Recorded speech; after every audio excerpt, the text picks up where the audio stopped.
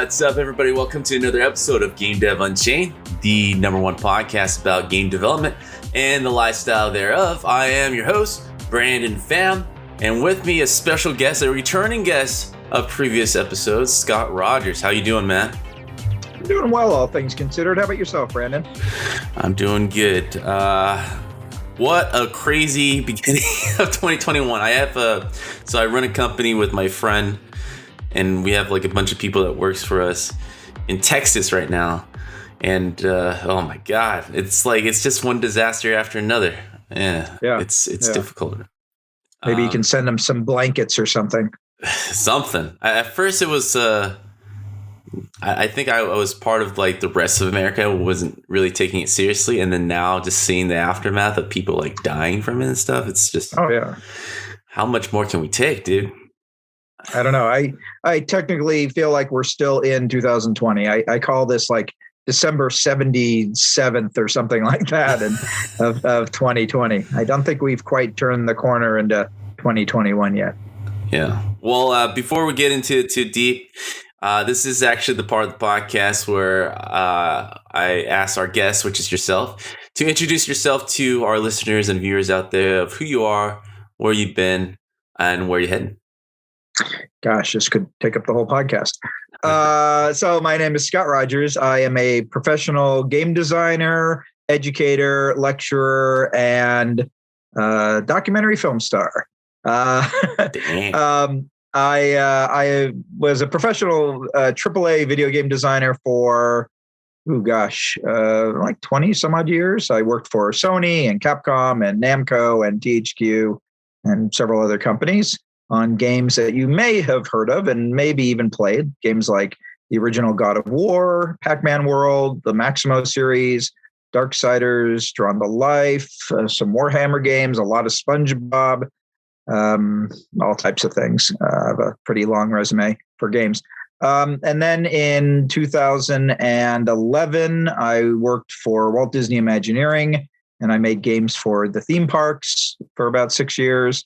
And then more recently, I have been teaching. I teach at University of Southern California and also at the New York Film Academy, where I teach game design. So everything from level design to the history of video games and kind of everything in between. And the other thing that I do that keeps me pretty busy is what I call my jobby, which is making board games. And I have two that are published. One is called Rayguns and Rocketships, and that was published by IDW. Then I had another one called Pantone the Game, based on the color system, the famous, if you know your computers, you're using Pantone. And then I have another big game, but unfortunately I can't tell what it is yet. It's going to be announced actually about 3 days from now. But it's based on a very large intellectual property, one that I'm almost 100% sure that everybody has heard of, and I'm very excited. It's kind of a dream project for me, so I can't wait to talk more about it. But you guys are just gonna have to wait a few more days to find out what it is. So one of the few reasons that I brought you back on, and I think there's a lot of things to kind of touch on, right? With the transition to online schooling for everything, I have kids of my own too, so I kind of seen them like going through that disastrous effort at first, and now it's kind of smoothing out, but it's kind of still irreplaceable to be in person. How's the education going, at least on the college level? Right. What kind of recourse did you have to consider? Yeah, it's been a challenge for everybody. I can particularly understand where it's tough for smaller kids who maybe don't have the patience. They're maybe not used to sitting in front of the screen. And as parents, in what I call the before times, we spent so much time trying to keep them off screens, right? Don't spend your whole day watching TV or playing video games, as much as we love them, go outside and do something, or, go play with your friends or something like that. So now that the culture has changed, drastically within this year, we have to be a little more patient with that. We have to be a little more tolerant with that. But I think that it goes both ways. As an educator, I try to make an effort to, first of all, ease people into the itinerary. So if we're going to do a class, it isn't just, all right, let's, like if I were teaching in a classroom, okay, you've shown up, let's, here's the clock starts on time. Let's, jump right in because we have a lot to go over. Through Zoom, which is what I primarily teach through these days, or actually exclusively teach through these days, I am a lot more patient. And so I have to kind of ease things in. I try to let the students loosen up a little bit. We talk about, what are you playing right now? And how's your home life? And, are there anything on your mind we want to talk about? And so just to kind of ease people in so they don't feel like it's go, go, go the minute because they're already in front of the screen. And I want the experience in my class to be enjoyable, as well as educational.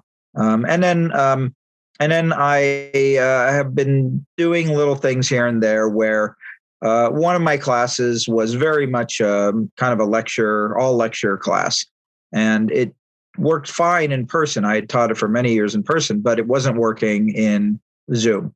And so I went back and I literally rebuilt the entire class and said, all right, I need to build in opportunities for discussion. I need to build in breaks. I need to build in, all these little things that don't seem like a lot or maybe happen organically in the classroom setting, but they weren't happening on Zoom because just like, anything, people have gotten used to the idea of being polite and waiting their turn. And, you don't want everybody talking at once on Zoom.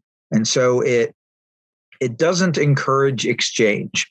And so I'm trying to do everything I can to kind of encourage exchange. And that's something that the teachers need to let the students know that it's okay for them to engage. And so it's not a problem, but it's just something that people, I think, organically forget about because of the format of video conferencing. Yeah, I think there's so much of a learning curve that we're adjusting to. I think even before, especially with the younger generation, they were okay with the social networking taking over the life, and then we're fastly realizing that is not enough, and it's actually detrimental to us socializing. Right. Who would have thought, right? But that actually brings up to the main meat of this topic that I wanted to talk to you about. So I came across some very great insights that you had about VR. And VR, if anything, I believe have gotten a recent boost for a few things. I think because of Facebook taking over Oculus treating their devices like phones. So we're seeing iterations a lot faster, a lot more evolution of that device and more acceptance. And now it's crazy to see how quick of a turnaround now that the Quest 2 doesn't require any wires, any camera setup. That's a huge plus, and it seems to be one step closer for general consumption, right? Right. And well, I would also add to that the interesting thing about virtual reality is people often forget that it doesn't just mean a device with the goggles. Like we are right now, Brandon, you and I are experiencing virtual reality, and particularly, that you have me on your virtual television set and you are sitting in your virtual, secret lair somewhere. And so virtual reality takes many forms. It's not just, the traditional where the goggles play a first person shooter, but in this, kind of stereoscopic vision perspective like the old days. I mean, virtual reality, the concept has been around for a very long time. The application of it has even been around for a long time. And this is something that in my history class, part of the goal of the history class is to just let people know that things come around again and again. History repeats itself. And video games are no different. Trends in video games and ideas and even applications of play get reused over and over again. And so one of the weeks we spend is a really hard look at the history of virtual reality and the fact that it really started in, like, commercially, it started in the 80s. There had been experiments all the way going back to the early 60s in it. But then it went through, just like the traditional video game industry, it had a kind of a boom and a bust. And by 1992 or 93, it was kind of gone. It was passe, partially because the technology just wasn't there yet. And, the graphic resolution and the frame rate and, all the things that contributed towards a good experience hadn't really been perfected. Now, people fortunately did do that and they spent the time, but I think the things that VR are now benefiting from are a lot of things that came from the video game industry. I think that, for example, or the film industry. So this, green screening, for example, to allow you to make these fun backgrounds, and digital imagery, creating a digital set. That's movies and that's video games, right? So VR is now having this resurgence, this evolution, because those other industries were moving forward where maybe VR was kind of standing still for a while. But I think now we're in a better place, and the experiences can be much more convincing and much less painful on the user. I think that there's still several obstacles, though, in its way from it being to the point where I think it can be. Yeah, I think for in a little while we'll kind of deep dive into what those blockers are to kind of make it what's blocking us from the matrix, basically. I do want to sign off. Like, I was a huge fan of the Virtual Boy. I never owned one, but they used to have these kind of setups at these malls, and anytime that we would go back to the mall, I would immediately go back. And I think I was playing the Mario on those Virtual Boys, and at that point it was very all red graphics. So it's a terrible device. I'm honestly surprised that you liked it. I liked it because it was different. Yeah. Well, yeah. I remember going to an E3 in Los Angeles before it came out, and I waited in line for like an hour to use the Virtual Boy because I was, I like Nintendo and I always respected their hardware and their inventions, and later on, I found out the guy who invented it was the same guy who did the Game Boy, and his name is Gunpei Yokai, and he's amazing. Unfortunately he's passed, but he was. I don't think Nintendo would have existed without a guy like him, and Miyamoto. I think are the two rock stars. Miyamoto gets all the credit, but Gunpei Yokai is like he's the true wizard.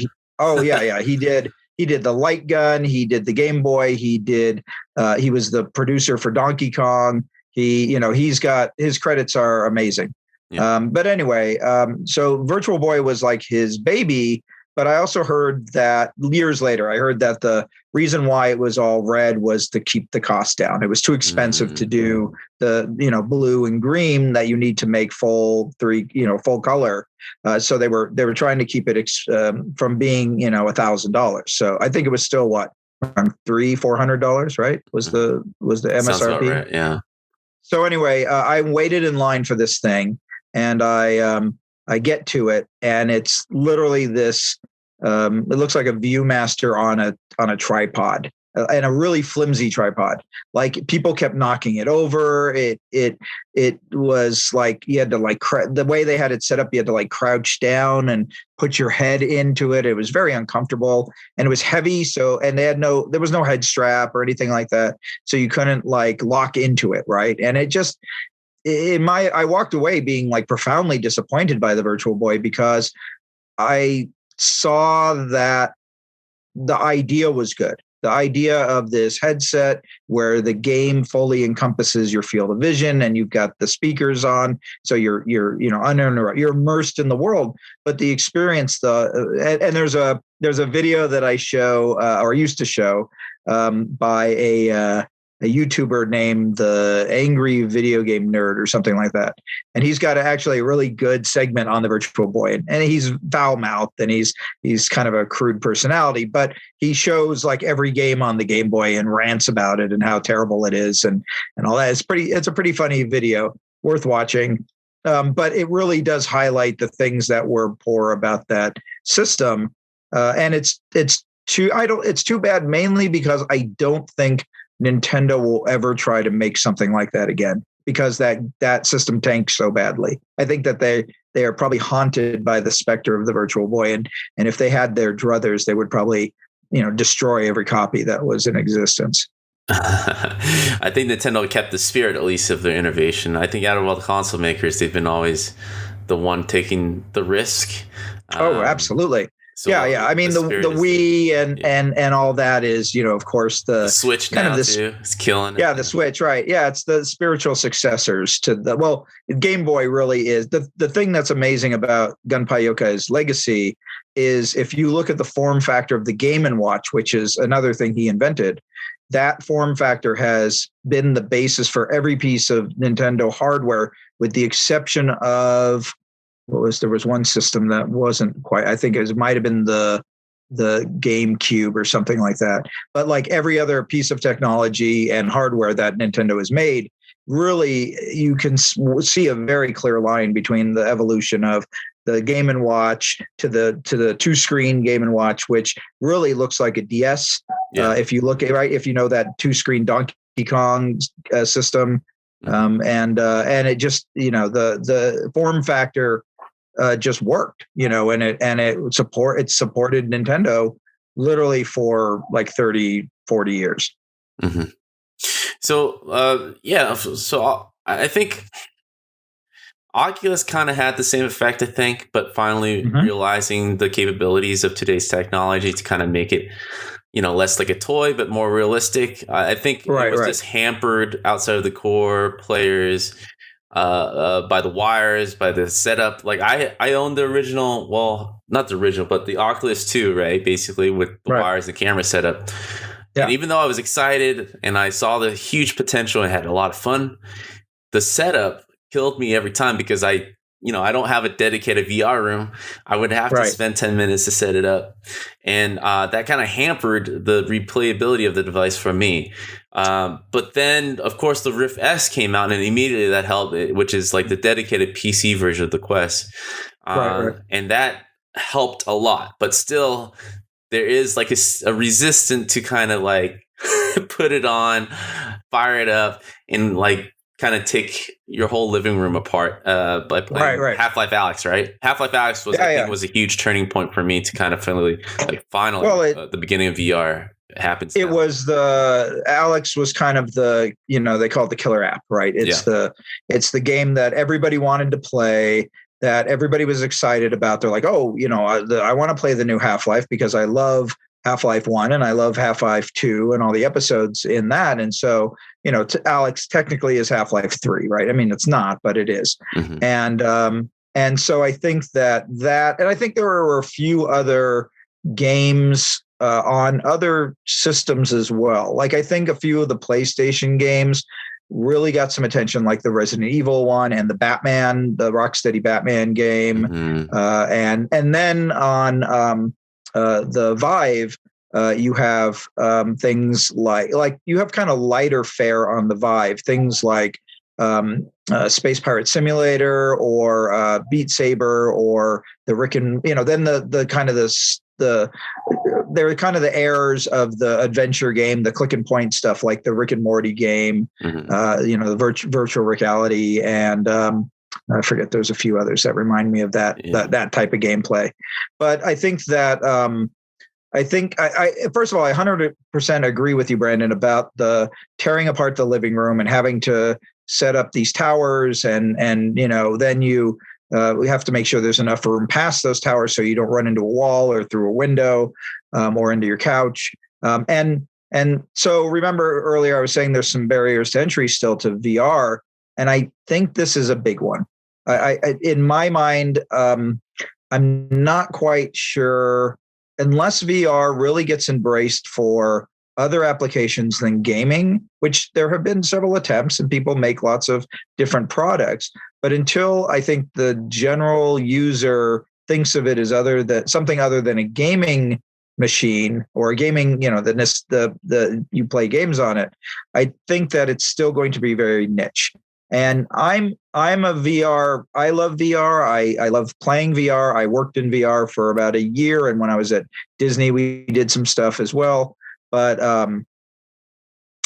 I don't see it replacing the home console right now, because the home console is much. It takes up less space. It's much easier to just kind of sit on your couch and do things. I mean, we had a moment in console gaming where motion controls were big, right? The Wii and the Kinect and the Move. And those were fantastic systems, and they evolved very quickly. And there's some really cool games for them, particularly I think on the Wii. They still hold up to this day. Mm-hmm. But where is motion control now, right? Like motion control has kind of been abandoned by the console makers, and I think there's a reason because of that. And I think it's the commitment to the space that you need, and the user. Many users, myself included, just don't have the space to adequately use something like that. And so, it's I mean, part of it is just the fact that many people don't live in a big enough place, they live in apartments, or they live in a small residential rather than a house with a big room in it or something like that. So I think that, I mean, this ties into a whole other, things about, economics and, mm-hmm. and cultures and things like that. But I think that is we don't have the holodeck in our house. Like houses don't come with that room that says, all right, here is your bedroom. You're going to buy a 3-bedroom house with, 2 bathrooms and a hologram room, or a VR room, right? Mm-hmm. There's not, it just doesn't exist. And until it becomes part of the, until things like that are common and people expect that in just the structure of their house, right? Like kind of like a family room. I don't know. Do you have a living room and a family room in your house, Brandon? Yeah, but I know that's rare. It is rare.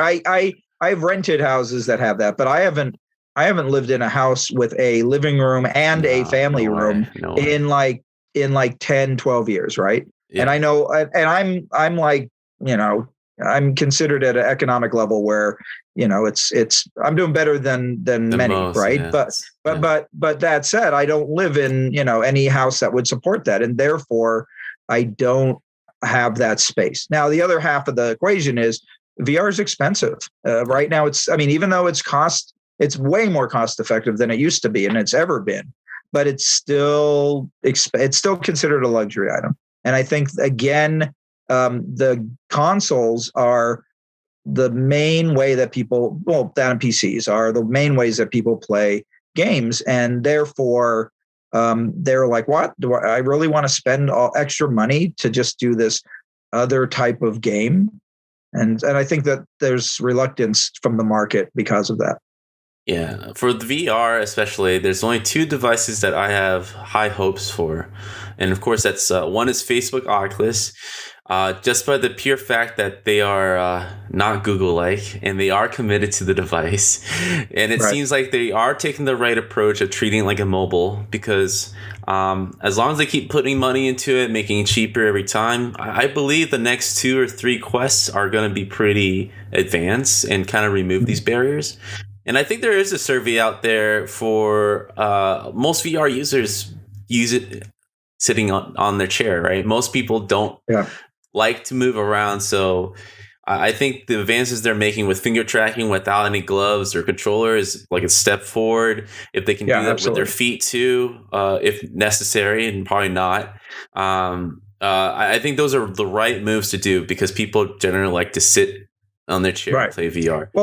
Well, that's the type of gaming experience we've been used to since the 70s or 80s, right? Yeah. It's always been sit on your couch. You've got this very small ergonomic footprint of a controller. And, the amount of movement and interaction that I have to do with this thing is very minimal, right? It's a couple of fingers, it's maybe a tilt, and that's about it. And so a lot of the games and the way that we think about games is, in this it's this very compact little form factor. Now, that was, of course, what was so exciting for people for the Wii, because the Wii was like, oh, you want to swing a sword? Well, you swing it like you swing a sword. You want to throw a bowling ball? You throw it like a bowling ball, right? And so that's the other direction. It's either this, you're trying to imitate real life. And so you're walking around and you're interacting with things, and you're moving your hand, and your hand is moving in the VR space and it's doing something. Or you have this, you ever watch Star Trek? And there was the captain who was stuck in the little wheelchair, and all he could do was like turn on the lights, right? Uh-huh. Like that's like what the majority of gamers are used to, is being that little person in the chair that can only do whatever the buttons let them do, right? But it's this weird kind of abbreviated. They're almost like artificial limbs in a way. Like video game controllers are like artificial limbs in a way. And so we've gotten used to using our artificial limbs, not our real ones, to play games. And we're like, well, it's good enough. We can run around, we can hit things. If we come up to somebody, we can hit a button and it's contextual and talk to them or fight them or whatever. And so games have always concentrated on that shorthand because it's been necessary because of the limited amount of control the players have actually had. And so for me as a VR creator and a fan of the genre, I find it frustrating because I think the future is in the full body. That's for me, that's where the very exciting part of it is that I am not only immersed in the world in my eyes and in my ears, but I'm in there with my hands and my body and the walking around and that. And so the year that I spent making VR was with a company called Spaces, and we were making what is called LBE, location-based experiences. And this is, if you're familiar at all with the Void. Did you ever do any of the Void stuff, Brandon? The things I haven't done the Void, or, but I fully am in support of it. It looks really cool. I'm with you on that. Yeah, the physical presence of VR excites me more than sitting on a chair. Yeah. Yeah, and what was really interesting about doing that, like I was fortunate enough to do many of the Void experiences as kind of homework, and DreamWorks had, or it was called like Dreamscape or something like that. They had a exhibit in downtown LA. And then, of course, the things that I was working on, which we had in Irvine, and then it was in San Jose, and I think even in like Tokyo or Hong Kong or somewhere. Mm-hmm. But these were essentially, the best way to describe it is you're going through a haunted house, but you have a VR headset on. And so you can feel things. You can reach out and like press buttons and pull levers and hold a gun and interact. Like I did a Ghostbusters one where you have the proton pack and you're zapping ghosts. I did a Star Wars one where you've got a blaster and you're shooting stormtroopers. Ours was a Terminator themed one, so you could shoot the Terminator robots with. Yeah, I saw that one. Yeah. It was a blast, right? I mean, literally, it was. You felt like you were immersed in this world. It was like being in a theme park, but a theme park that encouraged you to interact with things. Because if you go to like Disneyland or Knott's or Magic Mountain or whatever, really, you're only doing three things. You are watching, you are riding, and you are buying. Like that's really all the majority of the theme parks want you to do. Now, Disney has been doing some experiments. A few other places have been doing experiments. But the thing that's the big bummer about all this was, just as this was starting to become a thing and people were starting to make businesses, here comes the pandemic and everything gets shut down because partially it's the social part, right? We can't go out now and do this. But the other part is that these location-based experiences are very, you have to keep it very hygienic. It's a very high, like the cost and the effort in how clean we were very diligent about. We got to make sure everything is wiped down. We have to make sure everything is sanitized. We had ultraviolet lights that would blast the things with, to kill the bacteria and all this. And here comes a disease that is highly contagious. Boom. It literally has decimated the industry right now. And it's a shame because I look at that and I go, damn, that's what I wanted. That was the VR experience that I was really excited about. And as of this second that we're talking in the beginning of 2020, it is a dead industry, right? Like, and people, I've had friends that had companies and they've had to close the companies because there's just no market for it at all. And so this makes me wonder, all right, well, if that branch has been cut for now, I expect it will grow back. It's kind of like if you let the genie out of the bottle, eventually it will evolve. But as of right now, it's kind of dead, and it will probably remain so for maybe another 5-6 years, I think, unfortunately. Yeah. But until people's confidence come back and other people go, hey, remember that thing, The Void? That was so rad. Let's do our own version of it, right? Because that always happens. So the same with anything. Like, remember, video games were dead in 1983 in America. And then it wasn't until the Nintendo came out here in the US in 85. And then, it took a few more years for consumers to go, oh yeah, we like video games. Let's and then other companies would start to, place Sony and then Xbox, et cetera. So it will come back again.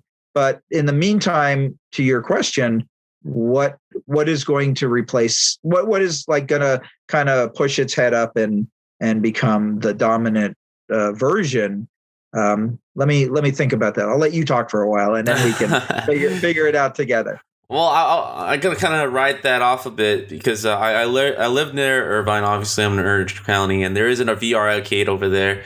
And once in a while, when the pandemic kind of like dies down, I take my family over there to walk around just to breathe some clean air. Right? I was very surprised that VR arcade still had a lot of people, and it's like, wow, I would think this is the first place that it would close. But like you said, it is supposed to be. It has to be super hygienic.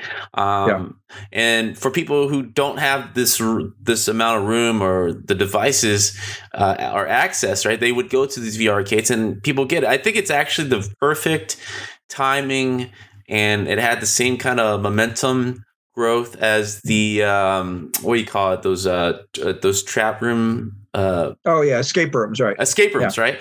Actually, it actually ties into escape rooms really well. If you just reorder the maze, and someone with the content can change it. I was kind of starting to see that merge happen. Yeah, I've even done a few escape rooms where they integrated VR. There was one in particular in LA that they used the VR as kind of the first act of their storytelling. So it was, I think we were like, there was some sort of, pandemic, or, I mean, of course, everybody was like, the world is, under a pandemic. And, back in the time when we used it for entertainment, right? That setup for entertainment, it wasn't our life back then. Yeah. But in it, we were scientists, and we had to go down to this lab to like finish this formula that a scientist who had died was working on. And so the beginning of it was, it was kind of like the opening of the original Half-Life, where we were riding some sort of monorail system to get into the bowels of the earth. This lab had been kind of made, hundreds of miles down into the earth, and it was a secure location. And then, of course, something goes wrong, and the stuff happens on the track, and you get, and then eventually you have to, all right, we're here, and then you take off the helmet, and then you go into this room, right? And so, that was fun. The experience need it? Not really. Like, it was just more for storytelling and to kind of get you into the mood, and maybe even give the employees some time to kind of like reset things. Yeah. But it made me start to think about like, well, if I really wanted to use VR in an escape, like a proper escape room, what would I do? And to be honest, the thing that I would think about was, I was like, I'd kind of rather be AR than VR. Yeah. Like, VR is great, and you can do a lot of really amazing things with it. But the thing that I really love about the escape room is the set design. Like, I love you go into these very themed environments. And I've done a few. I did one that was like Jumanji themed, and they had like a giant rubber hippo head that kind of popped out of a wall, and you had to like put your hand in its mouth to pull out a key, and like they had all types of crazy stuff, right? And fake plants hanging from the ceiling, and they were simulating daylight coming through and all this.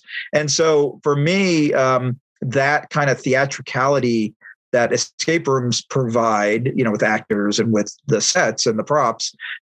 Unfortunately, most of that goes away when you're using VR, because the whole point of the VR is you're letting the computer do that for you. Yeah. So I think that there's room for them to happily live together, but I would hate to see them kind of crush what is good about each of them. Like VR is this total immersion. You're in the, you can play with gravity, you can play with, you can have any type of character in the world, whatever. But escape rooms then have this, usually very beautiful set design and cool physical things that you play with and put into things and all that. And so the LBE was like kind of lived in this very narrow little channel between the two where bits of them would kind of poke through, but not entirely. And it was really an interesting challenge to work in that space. Yeah, I think if anything, for those type of rooms, I'm leaning more to VR. Kind of, I agree with you, man. I love Disney for the fact that the sets, going to those parks, it's a whole world, tangible. Right? Yeah, it's a whole world. Yeah. But I think for me, at least production wise, if there's a successful formula to kind of keep costs down, and it's just moving plywood around with wheels just to kind of create a new experience, and it's up to the virtual reality to take care of like the heavy lifting, then I think at the beginning it's cost effectively wise, it's actually probably more beneficial for the business to figure that out. I agree with you 100%. The concept of it is a great concept.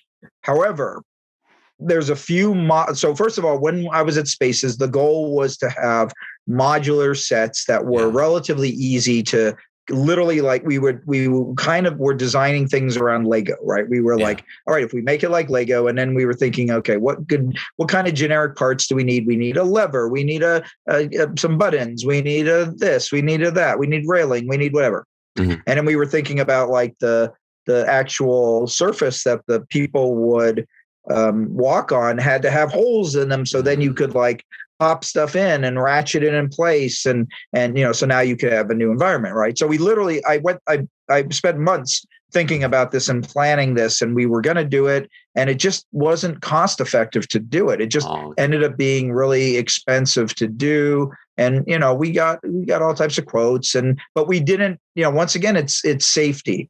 The reason why Disney can make all these really big elaborate things is that they don't let the guests often interact with them. Like, you don't touch too many things at Disneyland. When interactivity, up until I started working at the park in 2011, like the most interactive thing at Disneyland was either the sword in the stone that you could occasionally pull out if you were like a 10-year-old kid and you were in the middle of the ceremony, or there was an apple in front of Snow White that if you touched it, it would activate a sound cue occasionally of the witch, or you had like the Indiana Jones cue where there's the pole and you pull on the pole and the roof comes down a few inches, and that was it. That was like, those were the most interactive things in all of Disneyland when I started working there. And part of our goal was to kind of raise that interactivity up. But the thing that the people at Disney were always saying was like, well, you can't have them touch it because it's going to wear, the paint's going to rub off, it's going to become dangerous because they'll people always, we can't help ourselves. We just pick at things and ruin things.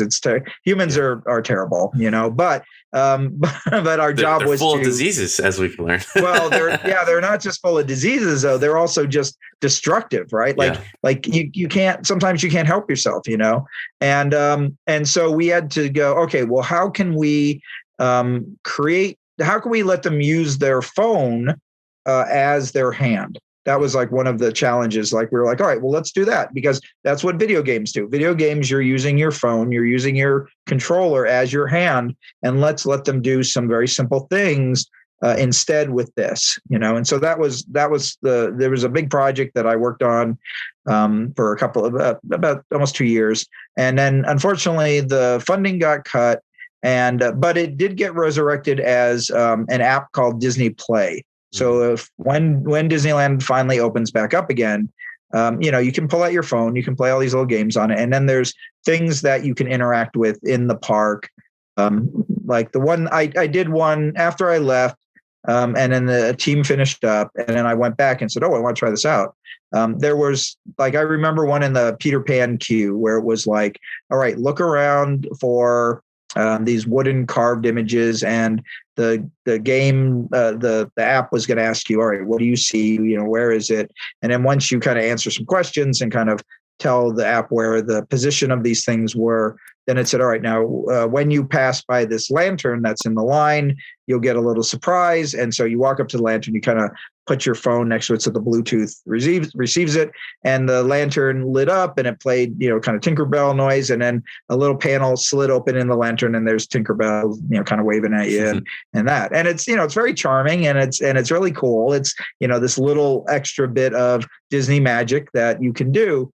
But it's not the same as like, here is Tinkerbell's lantern. You need to safely transport her back to Peter Pan, and somebody gives it to you, on the other side of Fantasyland, and you have to walk it back, to Peter Pan and hang it up, and then Tinkerbell flies out and thanks you. And that's stuff you can do in VR.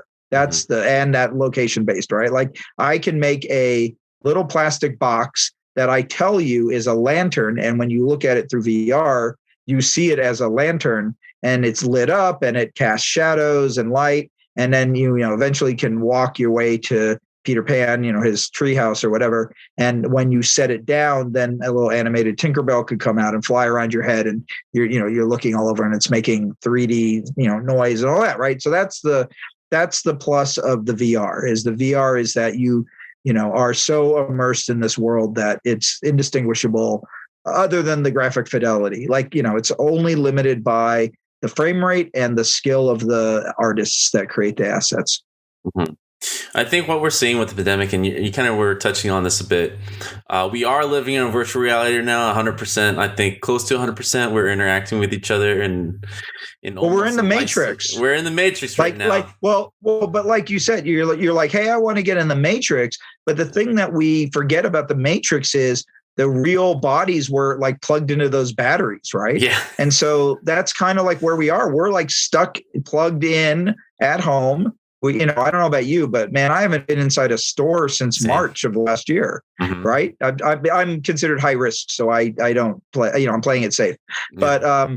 But I get up, I walk 5 feet to my computer. I teach my class. I walk downstairs to the kitchen. I eat meals. I walk my dog around the block, and I come back. And like, I'm in a battery, right? I'm in my little bubble, as it were, and not going anywhere. So this VR, this virtual reality, so I can go online, I can go anywhere, I can talk to people all over the world, I can play board games with them through Tabletop Simulator or Tabletopia, or even if I set something up and point some cameras at it, so I can still do the majority of the things that I enjoyed doing in the before times.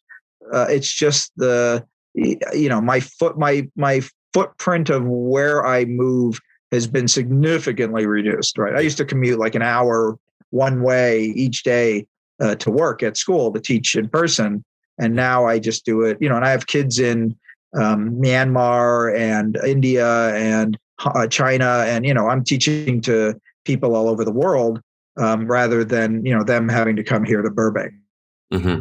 Yeah, it's definitely a huge change for everyone. And even if we are slowly rolling back into the office, there's a huge percentage from the before times that are going to be still at home.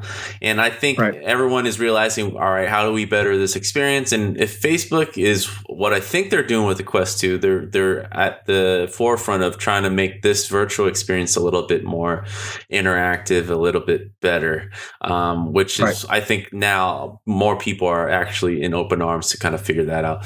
I do want to touch upon the next topic that you kind of spoke about. I am actually agreeing with you about ARs. My thing about VR is it can't be a mobile phone success where everyone has one until AR is a success.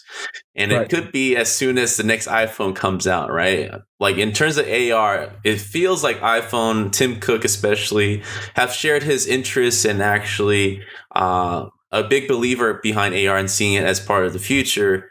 I would love to kind of hear your thoughts about how AR plays as part of this whole augmented reality, virtual reality transition here. Well, you have to think about this, Brandon. what are right now, as of February 2021, what do you think are the two most successful applications of AR in the world? Okay, I want to hear you if your thoughts line up with what mine are.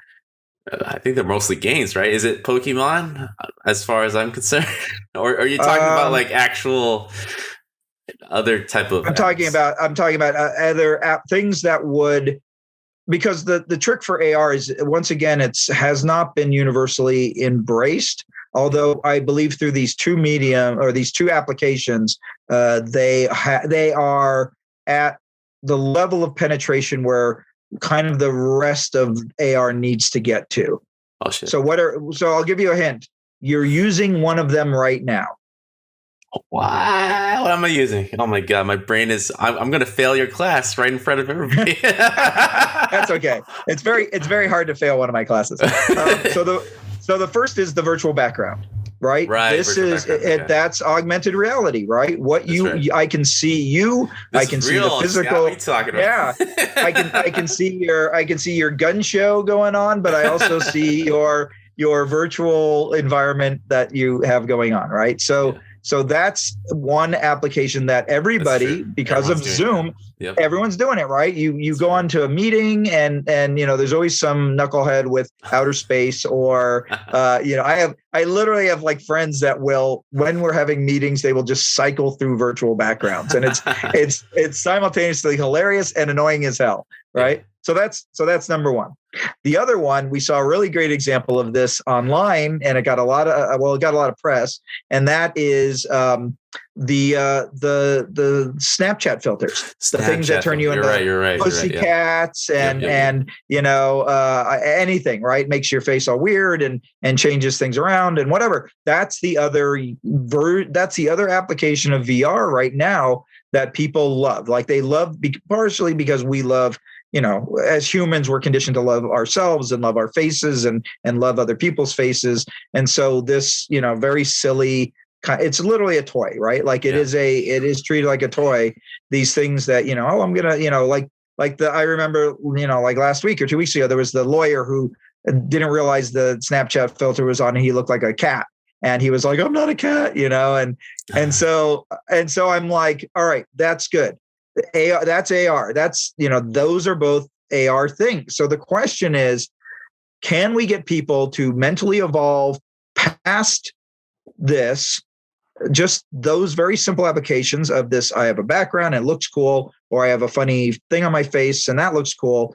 How can we get them to start thinking about those kind of things, but in slightly different contexts, right? So how can we make games, for example, that can utilize this in a way that is meaningful for gameplay? And I think that once, when somebody figures that out, then it's going to become much more embraced, and it will eventually get to the point, like there are AR games, right? They've been around for a while, since the early 2010s. There was like tabletop AR, which had little tanks that, you get, oh, look, there's my desk and it's being invaded by aliens and I can shoot them with a little tower defense. Or I remember when I was working at THQ, we did a Star Wars game that was the Millennium Falcon, the turret from the Millennium Falcon, and you could take your iPad and like move it around in physical space, and here come TIE fighters, and you're like shooting at them with the cannons. And that was great. It was super fun. But when you think about it, it was like very low impact, because the interaction, you didn't really have to interact with anything in the background, because the code wasn't smart enough to recognize things. The code is getting smarter now. And you were talking about the finger recognition and things like that. That's when it's going to start getting interesting, because when the code is smart enough to recognize the environment and to be able to realize what you have, and then have things in the world either like light them or interact with them or whatever, then that I think is where we're going to see some neat evolution. But the question is, will it still just remain a gimmick? Right. And that's the thing that I'm not quite sure about yet. I've been doing a lot of thinking of other types of interaction as well, because I do a lot of board games, and board games, a big appeal of it is the tactility, right? Like there's nothing like moving miniatures and rolling dice and having a hand of cards. But there are a lot of game systems that are developing right now that are kind of creating this bridge between the physical and the virtual. And I'm talking to some people about something like that. And that's the real interesting challenge, is like, how much virtual is too much? How much physical is too much, right? Like there's a point where it's like, if you're playing a board game on a AR environment, part of you might go, why don't I just roll the dice in my hand? It's a hell of a lot easier. But then there's another part of you that's like, well, but it's kind of cool to have the virtual dice, but then I don't get the feeling of rolling them, right? So it's like, yeah, there's an interesting puzzle to be figured out about the moderation between tactility and virtual things. And so I don't think we're there yet. I think the missing thing in the equation is haptic feedback. Yeah. And I don't know how far. Unfortunately, I've not been following research on that as best as I should, but I think that I have a feeling that might be the secret sauce. That like when we can do something that we touch our phone screen, and let's say it's a picture of a cat, and if we stroke the picture and it feels like stroking a cat, that's when things are going to get interesting. Yeah, full body tactile. It's well, but then Ready Player One. I mean, it's Ready Player One, right? Yeah, but here's the thing. Here's the other problem with Ready Player One is that could you imagine how gross those suits got? Right, like disgusting, right? Yeah. It's very hard to wash technology right now, right? It's you have to do it with UV light and maybe some cleaners, but you have to be careful because you'll mess it up. And nobody wants to destroy their $5,000 suit, right? Whatever, I forget what they called the suits in the book and the movie, but the other part of it is I think that there's still a reluctance from the average user that if they have all this stuff on, they look like an idiot. And I think this is a real issue, right? Like having all this crazy, like there's a certain level of technology now that we are used to. Like, so for example, if I were wearing something like this back in the 80s, which I did. I used to do sound stuff. Like I would do sound and whatever. And I liked wearing big monitors because I have weird shaped ears, so I don't like earbuds. And earbuds actually didn't even exist back then, right? All there were these big headsets. And so when I would wear the big headsets at work, people would kind of make fun of me because I had these big headsets on. Now, of course, you could walk down the street and have these on and people wouldn't look at you twice. Working out with it all the time, yeah. It's ridiculous. Exactly. Inconvenient, but they're wearing it. Yeah. But then the other thing is, remember, the technology has also then shrunk down. Yeah. And my son wears the little earbud all the time, and it looks like a hearing aid to me, right? Like I'm older, so I go, oh, okay, that's kind of weird. And plus the fact that, like I said, I don't like wearing them. So yeah. But then this stuff is going to shrink, right? This always happens, right? Think of radios, right? Radios were huge. They took up, holes. They were like the size of a cabinet in your house. And now they literally are, I can listen to the equivalent of radio on my phone or a watch or in my little earbud, right? So it's everything shrinks is how it goes. So the technology to do, that haptic stuff is going to shrink. It's going to go, or it's going to at least get more elegant, right? Like it will. Right now, I've tried some haptic gloves, and they're still kind of big, clunky power glove type things.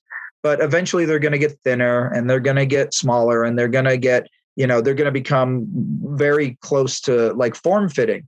But then the question is, will people want to wear this on their gloves, or do they want to put like little caps on their fingers, or like what is it going to end up being? And then what's the point where people are going to go, yeah, that's okay, I don't feel like an idiot for wearing this thing anymore? Mm-hmm.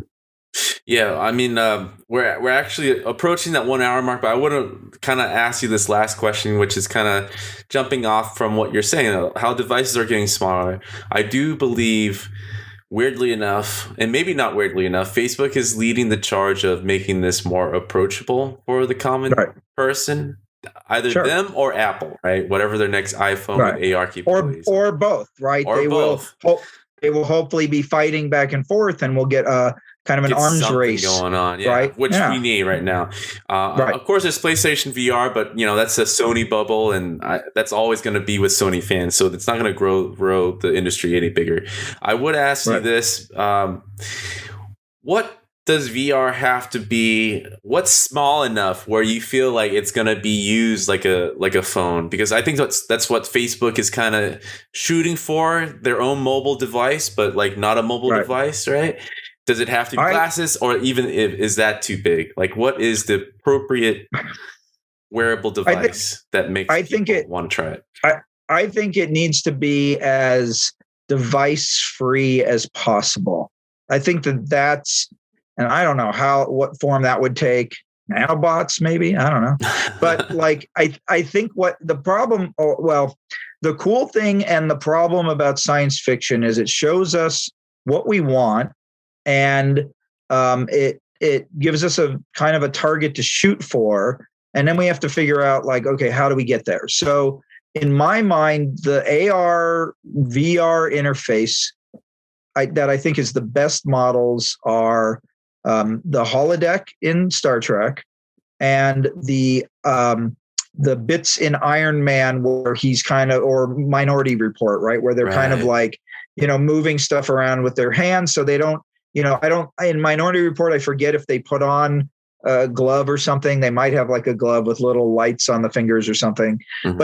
But I could imagine, rather than having a stupid remote that I never know where the freaking button is, right? I could imagine sitting on my couch, right? So going back to what we were talking about the user wanting to be comfortable, and me just reaching out with my hand and going, all right, I'm gonna change the channel, right? It's essentially Tinder, but with TV stations. And then, I want to turn up the volume. I just do a little hand twist and that. And I think that the just like video games and just like VCRs, were television centric product. I think that if we can get a finger quote VR television or an AR television, that might be the thing to get people to embrace this technology more wholeheartedly. Because right now in Western civilization, the television set is still kind of the heart of the home. Yeah. And we have our phones, but we're doing things on our phones individually, and the TV is still kind of a shared experience, right? Yeah. And so we play games together on it, we watch things on it together. What we might even have Skype or Zoom or whatever set up on it, so we can talk to grandma. Get everybody in the family together to say hi and wish them happy birthday. So I think that a piece of technology that becomes central to the user's lifestyle is going to become, I think that's when we'll see the breakthrough. It's kind of like, it's a funny analogy, but VHS was kind of a struggling technology until pornography came along. and porn, for better or worse, has always been porn got people interested in online. Yeah. Porn got people interested in VR. Porn got people interested in VHS and DVD and CD, right? Like I hate to say it, but keep your eye on what porn is doing, because they are always at the head of the curve, right? There we go, like people. Keep your eye on porn. Watch more porn. No, but I'm serious. Like from a technology embracing society, the community. Yeah. Constantly they're looking at the content and how it's used, and picking the things that are winning and are going to capture the audience, and so they often cater to that. And so if you watch those technologies, then that will give you an indication of eventually, I think, where the audiences will go. Yeah, I completely agree with you. Either porn or Half-Life Alyx, content is king. right. And it is the driver for most technologies. Like you can have the best hardware in the market, but it doesn't mean anything if it doesn't show up. I mean, we kind of see it with Stadia, right? Stadia, if anything, should have been the king of the land, with Google backing it with cloud servers like crazy. But they got killed off too early, in my opinion, without showing exclusives. It's too bad. There will be another version of it. It will be called something else. It will come back, just like, I mean, the streaming, the dedicated streaming gaming has existed even before Valve. Like, I remember play systems back in the mid 2000s that were like, oh, stream Sonic the Hedgehog on your computer and you can play that and have your friends watch. So this stuff has been around for a while. It takes some time for the right application of it to hit. And then once that hits, then everybody's going to jump on board because they don't want to be left behind. So the real trick for us as people who are trying to pay attention to trends in technology and trying to make sure that we are part of it because we want to make content for it and create businesses around it and things like that, or even just express ourselves. I always say, just keep your eyes open, right? Watch and read and try to follow rabbit holes. And eventually, if you make enough bets, one of them is going to pay off. So just keep paying attention. And then when you find something that you think could be good, and participate in it, start making stuff for it, and then hopefully it's a symbiotic relationship, right? Like, software developers, game developers can't exist without hardware developers. Hardware developers can't sell product without game developers. Mm-hmm. Well, I want to thank you, Scott, for coming on and chatting up. It's always insightful to have you on. It's exactly what I was hoping for. This is the part where I kind of shut up, hand over you the mic to promote, to give attention to. By this time, that new undisclosed IP that you're talking about should be public information, but you don't have to talk about it now. Right, if anything, we'll provide the link to the article to this podcast so you guys can follow through. But if there's anything else, your books, anything, go ahead and talk about that. Oh man, so many things. First of all, if you want to follow me on the socials, you can follow me at Mighty Bedbug on Twitter and Instagram. I have a Facebook page. Just look for Scott Rogers and my smiling face.